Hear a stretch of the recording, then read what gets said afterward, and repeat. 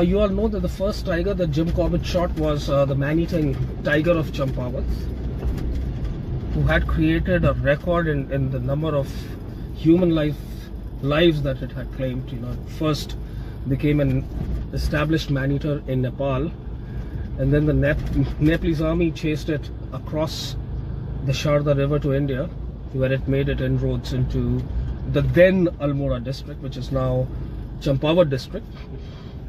So before independence, the United Provinces, that was the current Uttar Pradesh, the hilly areas had just 3 districts: Almora, Nainital and Garhwal.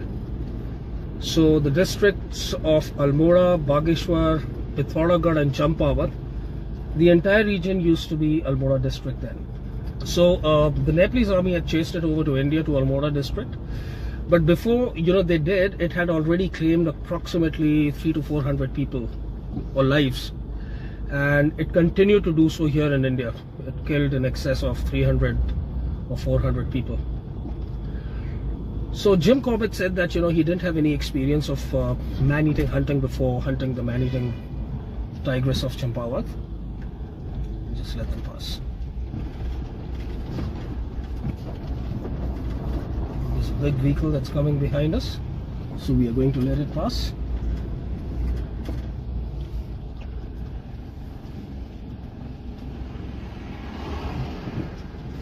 Alright, here we go. Continuing with our story. So when Jim Corbett had gone to hunt for that particular tiger, he went to a village where he said the sanitary conditions had become really bad because the tigress had killed a woman, in that village.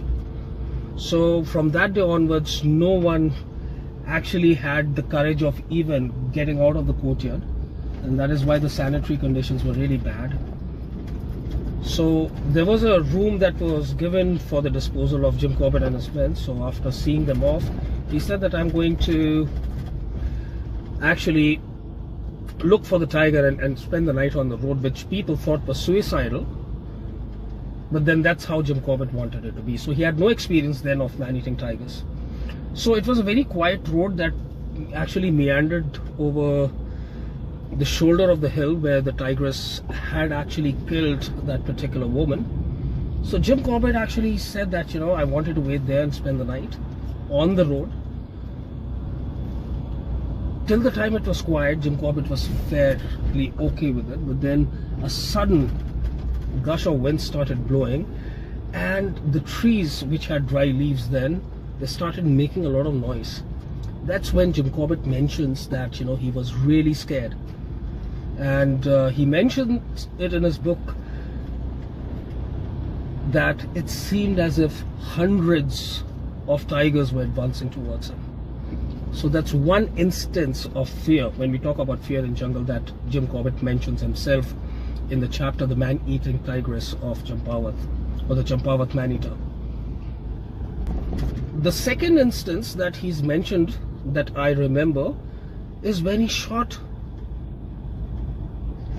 the most famous leopard to ever exist in the history of wildlife, and that was the man-eating leopard of Rudraprayag, which as per the record had killed over 125 people, which Jim Corbett said was not true as per him, because there were many recorded deaths, many deaths that weren't actually put into the record, and there were many people who had died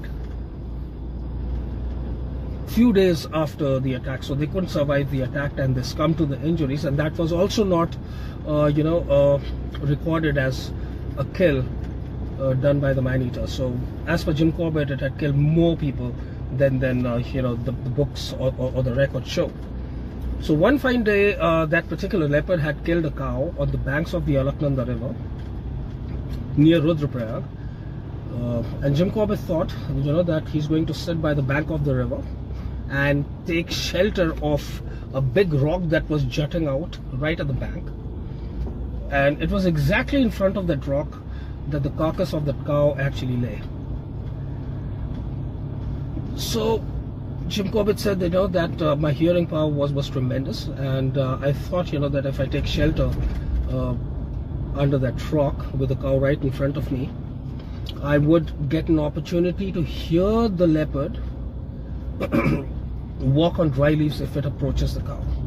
So that's what Jim Corbett thought, and the plan could have worked for him. But what happened, suddenly dark clouds actually rolled in as the night grew older, and there was a gush of rain. Now Jim Corbett was actually very scared. That's what he mentions in his book, that every drop of that rain that was falling on those dry leaves gave him a feeling that the leopard is advancing towards him from all directions. And he thought of suspending that mission. Now there was another struggle that Jim Corbett mentions that he was really scared of, and that was to make a retrieve back to his camp in the dark. And at that point of time, he didn't even have a flashlight with him. So helter-skelter, he tied his coat around his neck so that in case of a sudden encounter with the leopard, it is not able to inflict his canine inside his throat. So that would work as a cover.